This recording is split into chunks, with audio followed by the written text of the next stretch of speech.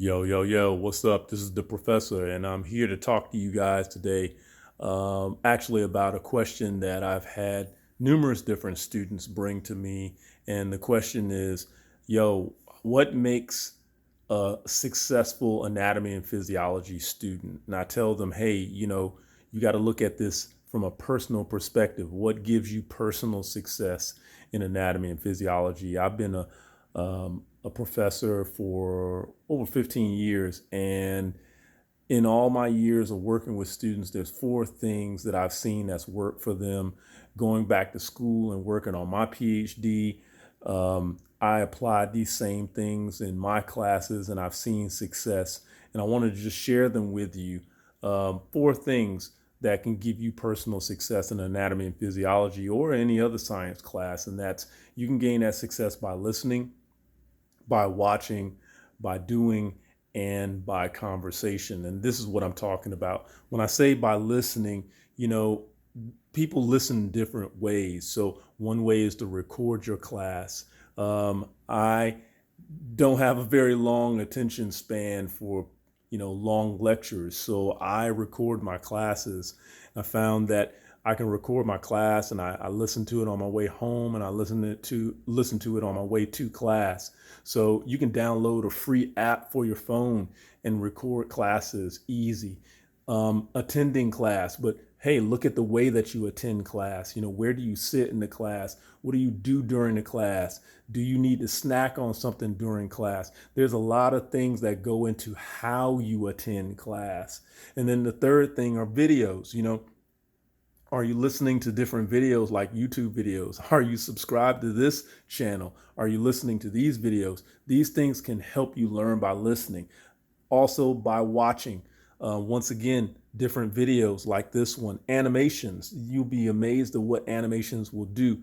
Some people don't like animations because they don't understand them, which means that you really need to watch animations and try to force yourself to understand the material and use other forms of material and teaching to help you understand what's going on in the animation. As a matter of fact, watching certain shows. Me personally, I love anime. I'll tell you an anime that you can watch that'll teach you about the immune system. Anime called Cells at Work.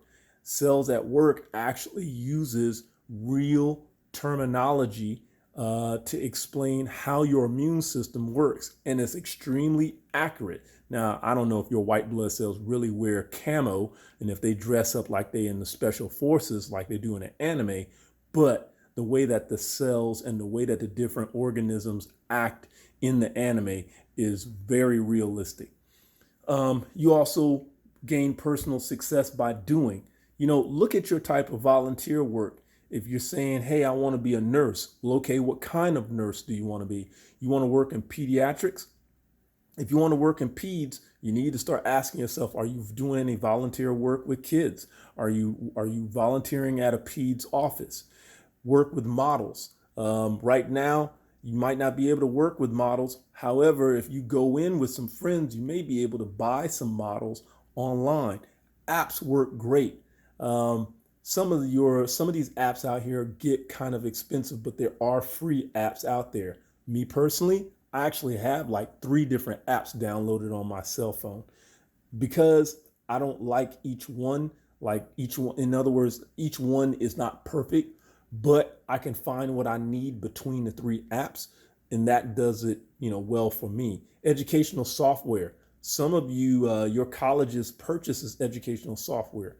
Ask your professors, ask the dean, ask the department chairs. Hey, listen, do you have any educational software that you can unlock and let the students use? Or you can create your own. An example of creating your own is I would take a note card. And at first I was taking a note card and I would draw a molecule and then I would put some words and stuff on the back of the note card. But that junk got boring. So I needed something that could keep my attention. So what I did was I took the parts of the molecule and I broke them up and I put them on their own individual cards. Then I took the stack of cards, shuffled them up, and then I laid them all out on the floor, and I had to force myself to put that molecule together piece by piece. That turned it into almost like a game, but it gave me more of a visual. And because it was something I was doing, I was learning by doing and by seeing. And then the last thing is learning to become a more successful student by conversation. Yo, if you're not talking about this stuff with somebody, it's really difficult to understand it, let alone learn it. In a conversation, you do both talking and you do listening. You do both explaining and you do both understanding. So in a conversation, it's almost like you're learning and you're teaching at the same time. So ask yourself this question: who are you having conversations with about anatomy and physiology? Hopefully you are having those conversations, whether it be with other students, whether it be with your family, or whether it be with other instructors. So that's my 4 things for personal success in anatomy and physiology. Learn by listening, learn by watching, learn by doing, learn by conversation. Yo, if you want to know more, you want me to go more in depth in each one of these 4 things, leave a message below. Also, if you want to learn more about how to become a more successful student at A&P, just drop another message and let me know. I'll be creating more and more videos in the coming weeks on some things that some of you have reached out to me about. Also, if you like this video, click the like button. Also, make sure you subscribe to the channel. We'll holler at you later. Thanks for hanging out with the professor.